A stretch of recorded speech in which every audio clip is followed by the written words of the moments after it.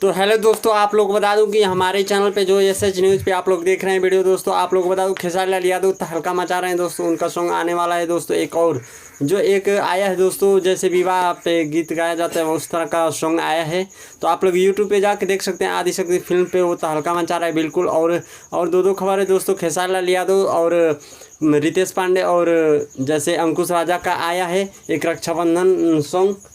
उसका बहुत ही best quality का है वो वीडियो, आप लोग जाके देख सकते हैं। और गाइस जाके आप लोग यूट्यूब पे देख सकते हैं, आप लोगों को आदिशक्ति फिल्म पे मिल सकता है वो। और दोस्तों एक रितेश पांडे जी का आया है सॉन्ग, जो वो सॉन्ग मिलेगा आप लोगों को रिद्धि म्यूजिक वर्ल्ड पे। और जाके ट्रेंडिंग सेक्शन पे भी देख सकते हैं।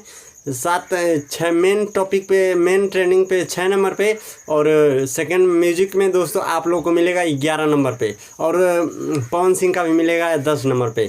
तो आप लोगों को ये वीडियो कैसा लगा, ये मेरा न्यूज़ अच्छा लगा तो वीडियो को लाइक कर दीजिए, चैनल को सब्सक्राइब कर दीजिए, वीडियो को ज़्यादा से ज़्यादा